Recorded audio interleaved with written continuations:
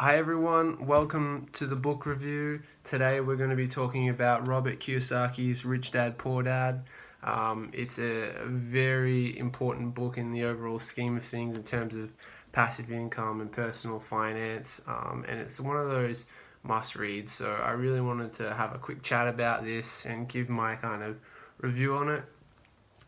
Overall, the book it proclaims to be the number one personal finance book of all time. I think that it is certainly up there.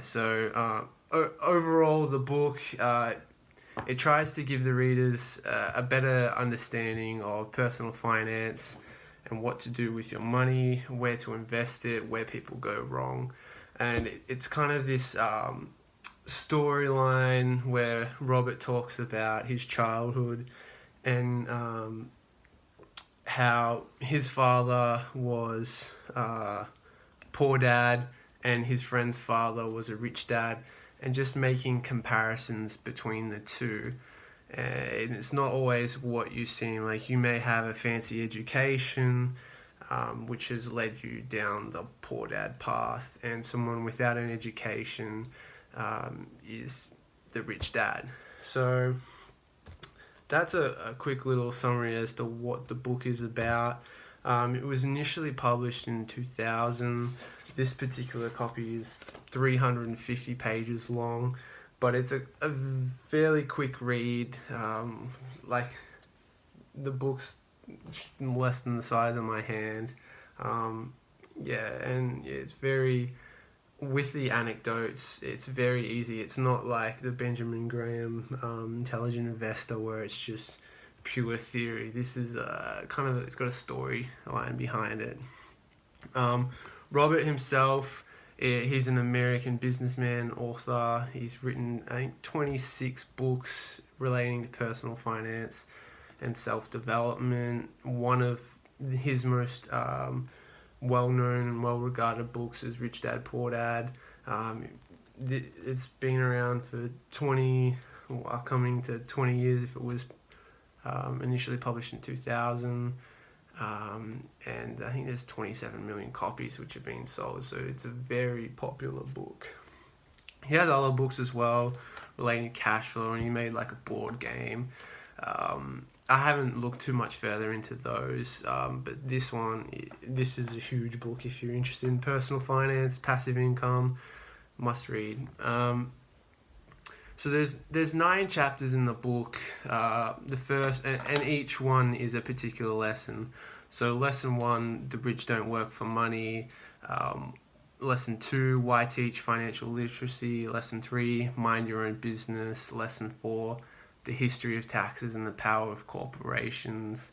Lesson 5, rich invent money. Lesson 6, work to learn, don't work for money. Lesson 7, overcoming obstacles. Lesson 8, getting started. Lesson 9, still want more, here are some to dos. And what I found as those chapters progressed, there was a lot of content which seemed to repeat itself after he told the initial story in the first few chapters. You really learned the most important lessons in those initial chapters. And that's the way, if I was to write this book, I would word it as well. Important things first so people don't lose interest. But by the time I got to lesson 9, it just didn't seem as relevant, and it seemed to be harping on and pushing up the page numbers. So I stuck through it, but I think the important lessons are certainly there in the earlier chapters. So the key learning, number one key learning I had in this book is rich people buy assets, poor people buy liabilities. And this is something which blew my mind and changed my entire perspective on personal finance. So what that means, firstly, he goes and defines assets and liabilities. And interestingly, I never thought about it like this, but a car, it's a liability. That it's not generating you money. It may be taking you between A and B, but it's never making you money unless you're in the business of selling cars for a profit.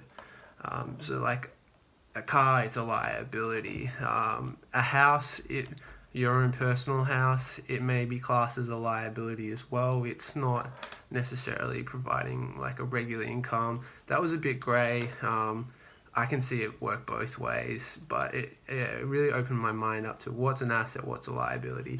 So he went through and said there are 7 categories of assets. First one, businesses not acquiring a presence, stocks, bonds, income generating real estate, notes, IOUs, royalties, and other. So they're the key assets. They're the 7 types, and he's saying rich people, they only ever get those assets. They don't spend their money on anything, or they try to minimize their money that they spend on any other liability and just focus on assets. That's it. So I'm just gonna let that sink in, and it was an eye opener for me. And I had spent a lot of my youth having a different view and buying like bikes and cars and boats, and they're all not assets. They're not doing anything for me. They're depreciating. I'm losing money on every single one of them. I really need to be buying more assets and do as the rich people do. So he also had this diagram. So it was like a P&L, like accounting P&L and accounting balance sheet. And so rich people, they put some money aside for initially, this is tying into the second lesson actually, and maybe I'll touch on that. The second lesson that I learned is that pay yourself first. So a rich person would take their salary and invest it in assets first, and then you would go with the remainder of your salary and invest it in real estate, stocks, bonds, notes, IP, etc.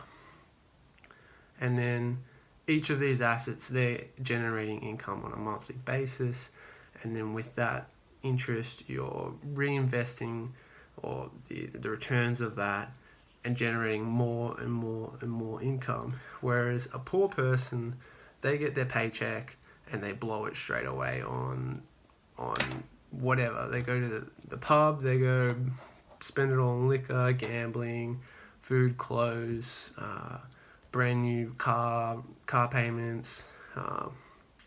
That's what a poor person does, and you don't want to do that. So you need to understand you've got to pay yourself first. So when you get your paycheck, you put whatever the maximum that you can afford to invest away, and then you get that remainder amount to cover your monthly costs or your fortnightly or weekly costs. So that's kind of this, like, it had the flow chart of how, I'll put it up on the screen. It's like a flow chart on how rich people spend their money versus poor people, and it opened my eyes up again. Like, this is probably the 3rd or 4th time where it really hit up here. Like, this is what I should be doing. This is what I need to be doing. And then it led into me looking into other finance related books. But I think this one really started it all. And I have it in my top 10 passive income book list. It certainly is a must read. I highly recommend it. So yeah, make sure you check out the website www.passiveincomeBookReviews.com. Leave a comment as to what you think of the book, and whether there's any other passive income related books which you think should be top 10 or were really interesting reads or had good ideas that are different to the 95% of the scam books out there. So yeah, thanks for listening. Cheers.